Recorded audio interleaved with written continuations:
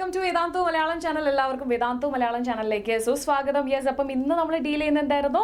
Yes, നമ്മുടെ current electricity എന്ന് പറയുന്ന ചാപ്റ്ററിലെ 1 മാർക്ക് ക്വസ്റ്റ്യൻസ് ആണ് നമ്മൾ ഡിസ്കസ് ചെയ്യുന്നത്. സോ ഈ കഴിഞ്ഞ വർഷങ്ങളിലൊക്കെയും ചോദിച്ചിട്ടുള്ളതും ഇനി ഇതിൽ നിന്ന് ചോദിക്കാൻ സാധ്യതയുള്ള എല്ലാ 1 മാർക്ക് ക്വസ്റ്റ്യൻസും നമ്മൾ ഇതിൽ ഇൻക്ലൂഡ് ചെയ്തിട്ടുണ്ട്. സോ യെസ്, അപ്പം അതിന് വേണ്ടിയിട്ട് ഫുൾ വീഡിയോ നിങ്ങൾ കാണുക. കൃത്യമായിട്ട് ആൻസേഴ്സ് ഒക്കെ നിങ്ങൾക്ക് അറിയുന്നില്ലെന്ന് ഒന്നുകൂടെ റീചെക്ക് ചെയ്യുക. കാരണം നിങ്ങൾ എല്ലാവരും നമ്മുടെ വൺ ഷോട്ട്സും എല്ലാ സെഷൻസും കണ്ട ആൾക്കാരാണ്.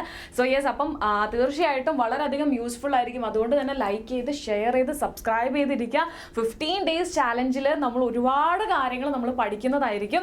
Yes, so before that let me introduce myself. പുതുതായിട്ട് നമ്മുടെ ചാനലിൽ വന്ന ഒരുപാട് സ്റ്റുഡൻസിന് വേണ്ടിയിട്ടാണ്. എൻ്റെ പേര് ലെറിൻ ഡേവിസ്. ഞാനാണ് നിങ്ങളുടെ physics master teacher. So yes, അപ്പോൾ നമുക്ക് ഫിസിക്സ് അടിച്ചു പൊളിച്ച് പഠിക്കണം. സോ ഫസ്റ്റ് ക്വസ്റ്റ്യനിലോട്ട് പോവാം. യെസ്,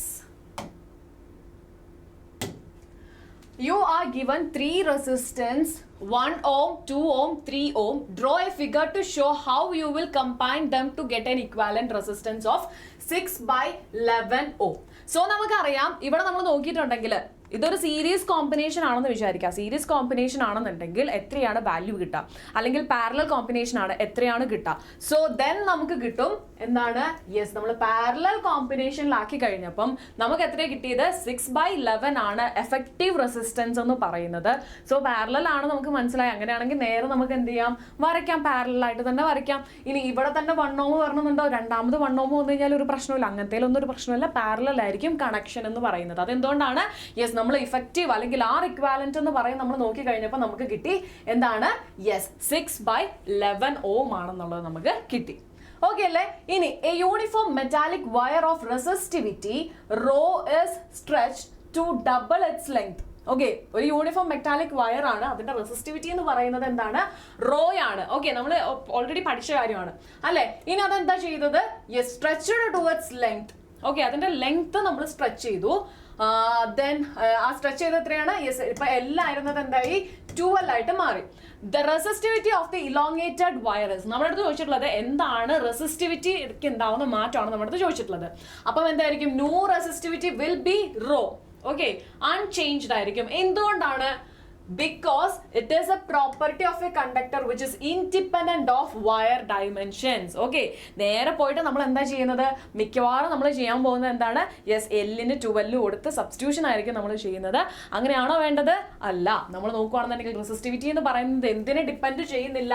ഡയമെൻഷൻസിനെ ഡിപ്പെൻഡ് ചെയ്യുന്നില്ല.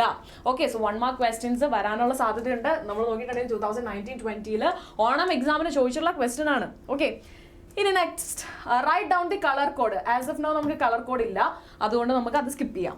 A wire of length L and resistance R is cut into 2 equal half of same length. Okay, വയറിന്റെ ലെങ്ത് എന്ന് പറയുന്നത് L ആണ്, റെസിസ്റ്റൻസ് R ആണ്. ആൻഡ് അതിനെന്ത് ചെയ്തു?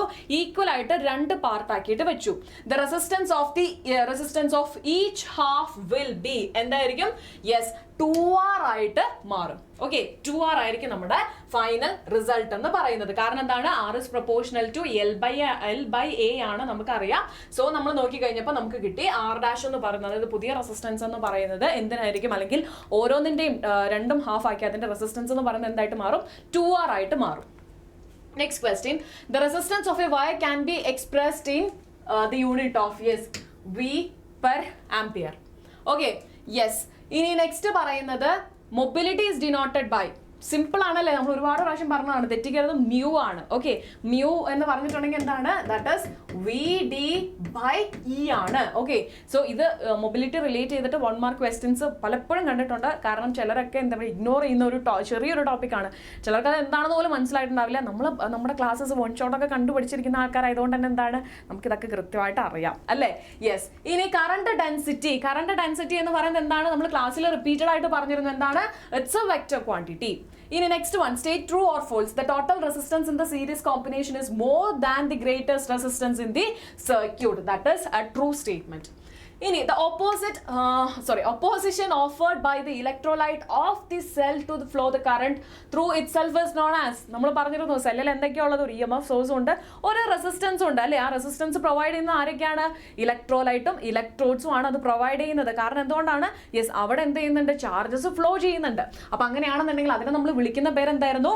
ഇന്റേണൽ റെസിസ്റ്റൻസ് എന്നാണ് നമ്മൾ വിളിക്കുന്നത്. Next, the example of non ohmic resistance. റെസിസ്റ്റൻസിന്റെ എക്സാമ്പിൾ ആണ് ഡയോഡ് എന്ന് പറയുന്നത്. ഡയോഡ് നോണോമിക്കിന് എക്സാമ്പിൾ ആണ് കേട്ടോ. ബാക്കി നമ്മൾ കോപ്പർ നോക്കിയാലും കാർബൺ നോക്കിയാലും ഫിലമെന്റ് ലാമ്പ് നോക്കി കഴിഞ്ഞാലും എന്താണ്, ഓമിക് റെസിസ്റ്റൻസ് ആണ് അവിടെ വരുന്നത്. In the series combination of 2 or more than 2 resistance, the current through each resistance is same ആണ്. Next one, when no current is passed through a conductor, the average velocity of free electron over a large period of time is 0 ആയിട്ട് മാറും. എപ്പോഴാണ് no current is passed through a conductor. Okay അല്ലേ?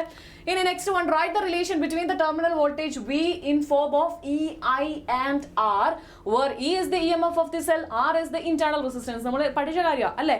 V is equal to E minus IR. EMF ആണ് E എന്ന് പറയുന്നത്, minus IR. I എന്ന് പറഞ്ഞ current ആണ്, ഫ്ലോ ചെയ്യുന്ന കറണ്ട് ആണ് സർക്യൂട്ടിലൂടെ.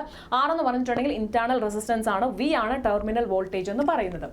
The Kirchhoff's second law, where the simple have their usual meanings, is based on കഴിഞ്ഞ നമ്മൾ വൺ ഷോട്ടിൽ പറഞ്ഞ കാര്യമാണ്. ഇങ്ങനെ ചോദിക്കാൻ ചാൻസ് ഉണ്ട് എന്ന് നമ്മൾ പറഞ്ഞതേ ഉള്ളൂ. യെസ്, അത് ചോദിച്ചിട്ടുണ്ട്.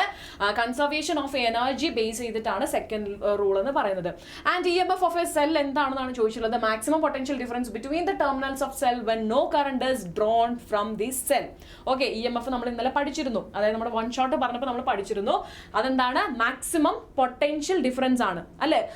അതെപ്പോഴാണ്, between the terminals of a cell when no current is dropped. Okay, current അവിടെ പാസ് ചെയ്യുന്നില്ല. അങ്ങനെയാണെന്നുണ്ടെങ്കിൽ EMF എന്ന് പറയുന്നത് എന്താണ്, നമ്മുടെ ടെർമിനൽ വോൾട്ടേജ് അല്ലെങ്കിൽ പൊട്ടൻഷ്യൽ ഡിഫറൻസിന് ഈക്വലന്റ് ആണ്. യെസ്, അപ്പോൾ നമ്മൾ ഇമ്പോർട്ടൻ്റ് ആയിട്ടുള്ള 15 ക്വസ്റ്റ്യൻസ് ആണ് നമ്മൾ പറഞ്ഞത്. സോ ഈ 15 ക്വസ്റ്റ്യൻസും ഇനിയും കുറച്ച് ക്വസ്റ്റ്യൻസ് കൂടെ ഉണ്ട് നമ്മൾ എക്സ്പെക്ട് ചെയ്യാവുന്നത്. അതൊക്കെ നമ്മൾ എക്സാമിൻ്റെ ടൈം ആകുമ്പോൾ നമ്മൾ എന്തായാലും റിവീൽ ചെയ്യുന്നതായിരിക്കും. അല്ലെങ്കിൽ ആ എക്സാമിൻ്റെ ടൈം ആകുമ്പോൾ നമ്മൾ ഒരുപാട് വീഡിയോസ് ഇടുന്നതിൻ്റെ കൂട്ടത്തിൽ എക്സ്പെക്റ്റഡ് PYQസും അല്ലെങ്കിൽ എക്സ്പെക്റ്റഡ് ക്വസ്റ്റ്യൻസ് 1 മാർക്ക് ക്വസ്റ്റ്യൻസ് നമ്മൾ ചെയ്യുന്നതായിരിക്കും. സോ യെസ്, അതിന് വേണ്ടി എന്താ ചെയ്യേണ്ടത്, സബ്സ്ക്രൈബ് ചെയ്യണം. എന്നാൽ മാത്രമാണ് നമുക്ക് നോട്ടിഫിക്കേഷൻസ് ഒക്കെ വരത്തുള്ളൂ. അതുപോലെ ഡെയിലി നമ്മുടെ ടീച്ചേഴ്സ് നമുക്ക് എല്ലാവർക്കും വേണ്ടി ക്ലാസ്സസ് എടുക്കുന്നുണ്ട്. ആ ക്ലാസ്സസ് ഒക്കെ അറ്റൻഡ് ചെയ്യുക. എന്താ പറയുക, നിങ്ങൾ മാക്സിമം റെസ്പോണ്ട് ചെയ്യുക. സോ അങ്ങനെ റെസ്പോണ്ട് ചെയ്യുമ്പോൾ നിങ്ങൾക്കും നിങ്ങളുടെ ഫ്രണ്ട്സും ഒക്കെ ഒരു കമ്പൈൻ സ്റ്റഡി ഫീൽ നിങ്ങൾക്ക് ഓട്ടോമാറ്റിക്കലി വരും. സോ അതുകൊണ്ട് തന്നെ മാക്സിമം നിങ്ങൾ എന്ത് ചെയ്യണം, വർക്ക് ചെയ്യുക. മാക്സിമം നിങ്ങൾ ക്ലാസ്സസ് ഒക്കെ അറ്റൻഡ് ചെയ്യുക. ഒരുപാട് എന്താ പറയുക, നമ്മൾ എന്താ പറഞ്ഞല്ലോ, വെറൈറ്റി ഓഫ് വീഡിയോസ് നിങ്ങൾക്ക് വേണ്ടി വെയിറ്റിംഗ് ആണ്. സോ അതുപോലെ തന്നെ നമ്മുടെ ടെലഗ്രാമിൽ ജോയിൻ ചെയ്യുക. എല്ലാ നോട്ട്സും എവിടെ കിട്ടുന്നത്, നമ്മുടെ ടെലഗ്രാമിലാണ് കിട്ടുന്നത്. സോ ടെലഗ്രാമിൽ ജോയിൻ ചെയ്യാനായിട്ട് ആരും മറക്കരുത്.